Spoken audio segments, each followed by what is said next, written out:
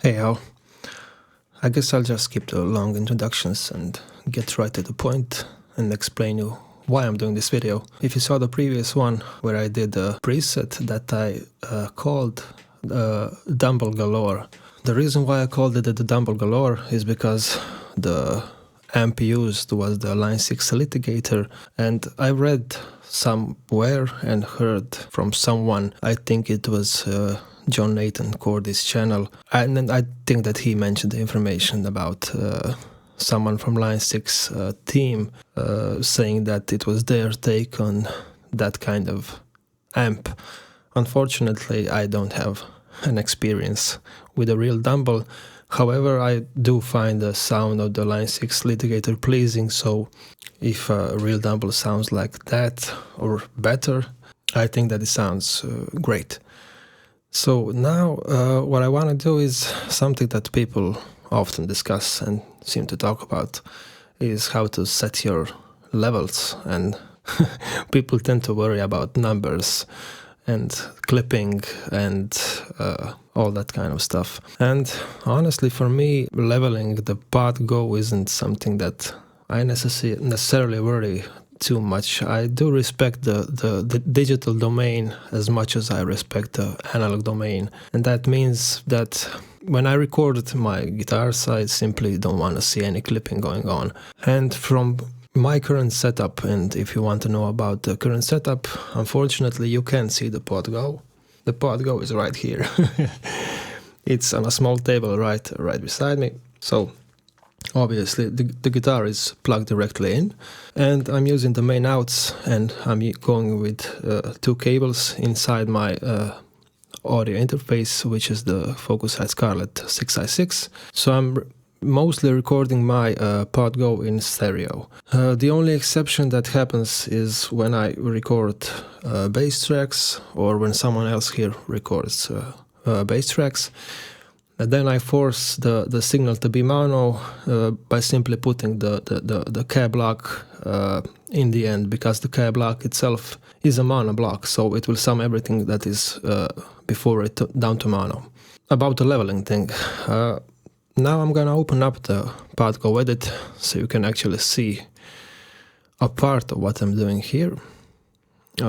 We'll enable the noise so you can finally hear it from the pod go. I am using the noiseless pickups on my neck and middle position, but the bridge itself is noisy, and you'll see me dial in a gate on most of my patches, especially when we come to snapshots 3 and 4, which are usually crunch and hard rhythm tones, whatever that means. And lead tones, that's where I kind of feel that a gate is necessary when at least when I'm using my bridge pickup on this Strat. So now we're gonna go jump to the Dumble Galore preset, jump through snapshots 1 through 4, to see what are the volume differences. I'm gonna start with the neck pickup because, truth be told, I play the neck pickup a lot. Dumble Galore and it's snapshot number 1.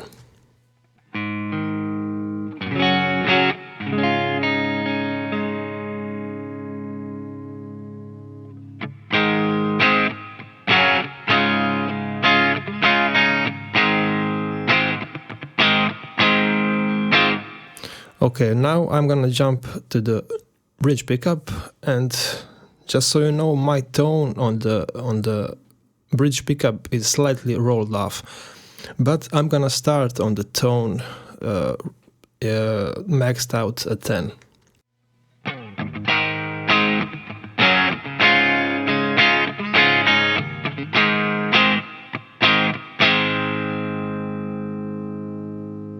Now, that doesn't necessarily sound bad, and I think every tone is kind of dependent on the context where it's being heard.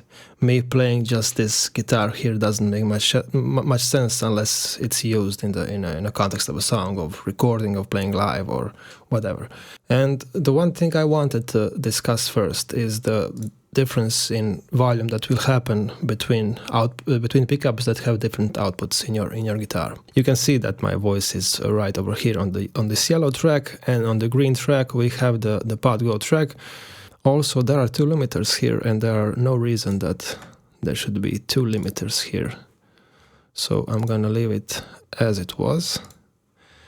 Okay, now we have a slightly lower noise floor. Anyway, when I play on my neck pickup, you can see the level that will happen here.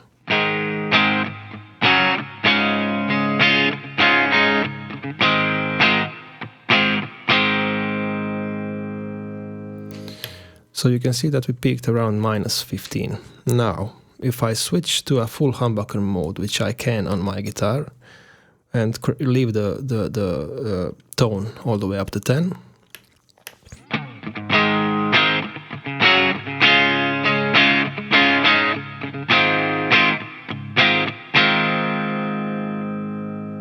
so as you can see, the level difference isn't quite extreme, because my pickups are set in a way so that the bass side is slightly more dipped towards the body, while the treble side is slightly more up. So my pickups are, from that perspective, quite even in volume, even when I use the bridge humbucker.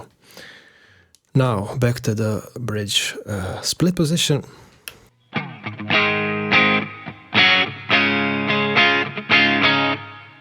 Okay, we peaked around -14.6 with the humbucker. Let's see how we peak with the single coil.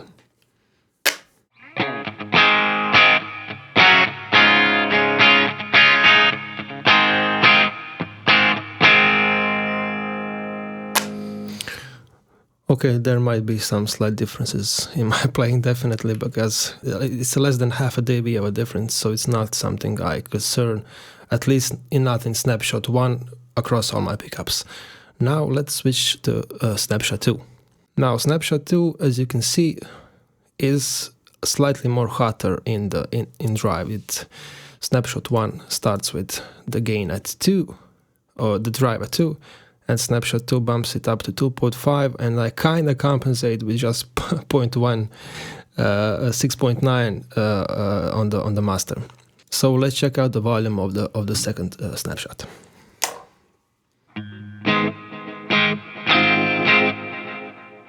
A great A chord, right?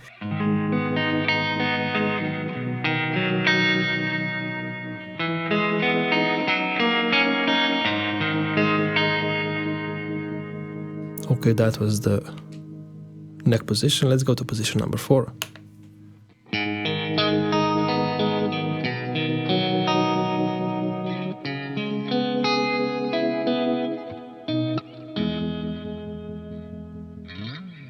Slightly detuned low E string. Now back to bridge position, which I don't normally use to play clean sounds, but let's try the position number 2 first.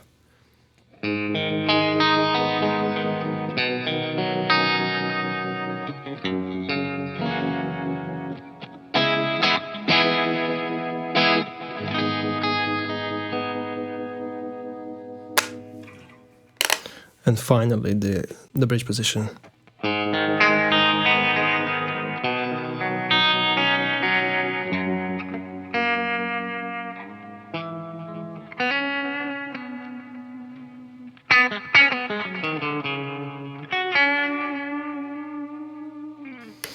As you can see, the peak level, at least on this snapshot, did not raise the previous one. So let's compare quickly differences between snapshot 1 and snapshot 2. I'm gonna do the flipping right here on the unit. So this is snapshot 1.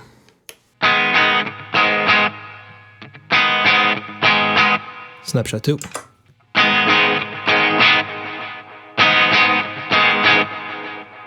Back to snapshot 1, this time on the bridge pick, on the neck pickup.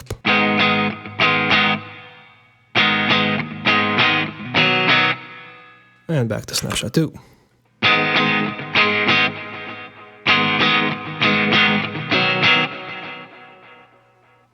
Okay, as you can see, the level difference is pretty much there. So the only thing that happens volume-wise, I did add the univibe effect and the delay, but it seems that they don't affect the overall level of the patch or the snapshot too much. I think this was set originally to 1. It was a 1 decibel boost, which I didn't felt it was needed. But you can also use this. You can also use any block as a way to boost if you have a level control in there. And I think that all of them have a level control. Now let's switch back to Snapshot 3, which is the more high gain and crunchier tone. As you can see, Snapshot 2, the drive is at 2.5, and the bass, mid, and treble controls are at 5, 7, and 5. And when we switch to Snapshot 3, that changes and everything gets a boost.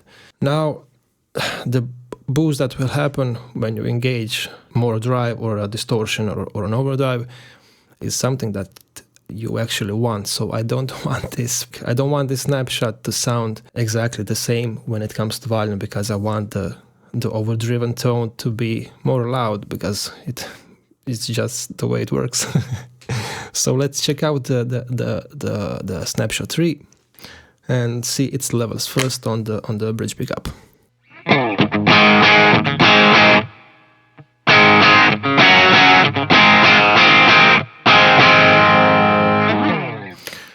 So, as far from the peak perspective, at least the final peak level, 5 dB of a difference. Let's check it out again. I'm gonna reset the meters, switch back to Snapshot 2. Okay, let's try the neck pickup this time.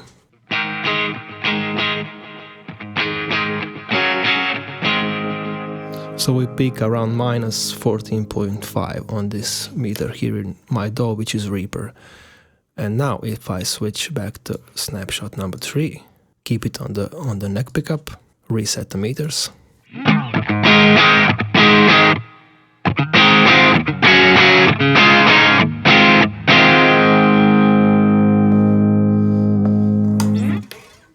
As you can see, we can peak. We are peaking around 9.6.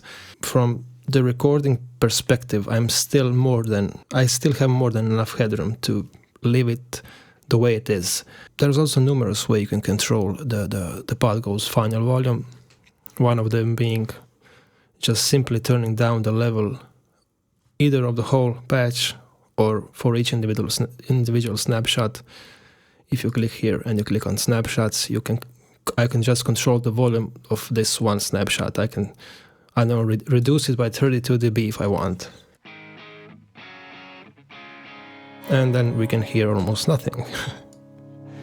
And I bring it back to where it was.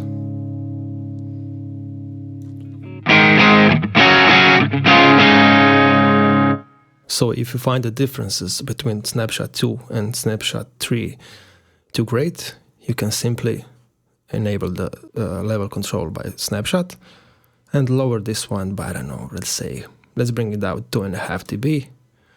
Let's reset the meters here again and see what we got.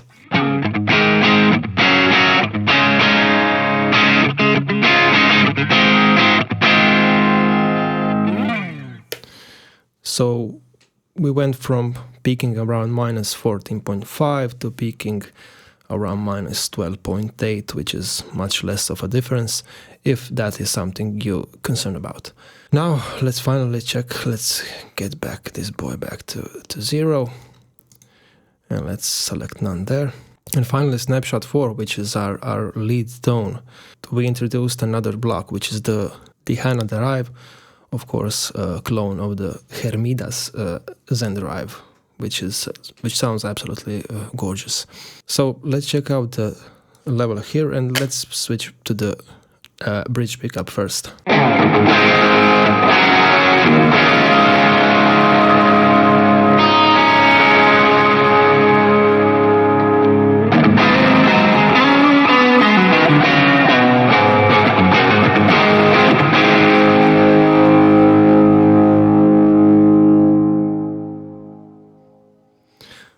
As you can hear, the difference here is quite obvious. So in this particular case, I would go either to the channel volume or to the final level control. In this case, since it's already mapped, I'm gonna tweak the channel volume. I'm gonna bring it down by a whole 1 increment. I'm not sure what these increments are. They're certainly not decibels, but they are something. Okay, let's reset the meters now.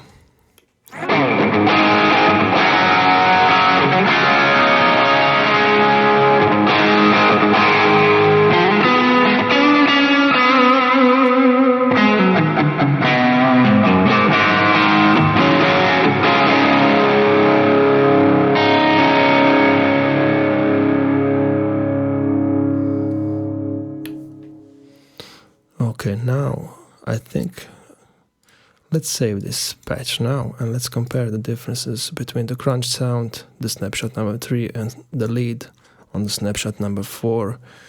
Let's try the bridge pickup first.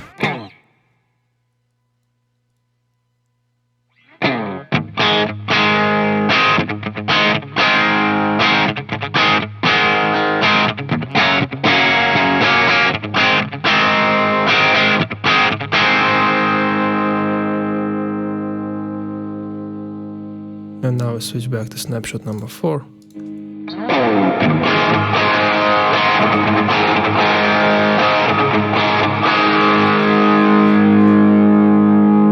Back to 3.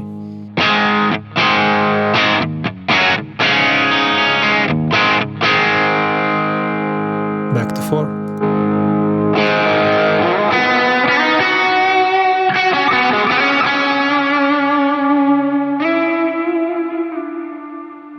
That was a great note. Okay, that seems that, of course, the lead sound is a bit hotter, but to me, it doesn't hurt me, because there's a lot more reverb there, as you can see. From snapshot 3, the decays on the glitzer reverb on the value of 0.8, and the mixed level is just at 8%. And when we switch back to the full lead sound, those values go up quite high. If you're monitoring or recording or playing in stereo, you will hear how I have made a modulation from snapshot 2, which is that original clean sound we had.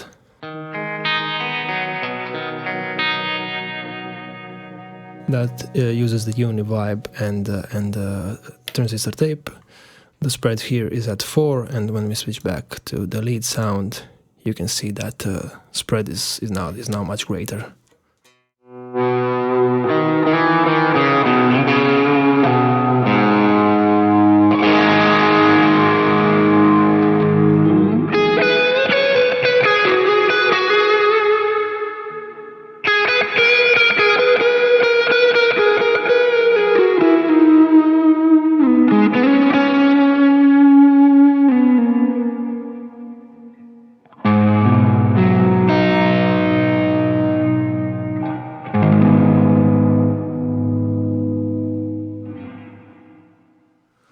Anyway, I kind of think that I went off topic with a lot of things, but when it comes to leveling patches, you shouldn't worry too much about the volume differences that happen between clean and overdriven snapshots. The differences should definitely be less obvious when you switch from a crunch sound to a lead sound. Plus, you can always, if you wish, bring back your expression pedal to the end of the chain, and now we hear that click for whatever reason, and control your overall volume of your patch like that, so that probably wouldn't be an issue. So anyway, I hope this helps at least a bit. As you can see, the recording environment in my studio is still not complete. There's still a whole curtain I'm missing here and some more isolation, but it will come soon enough. The room sound probably won't be an issue, but the very intimate relationship of this ending might be. Bye.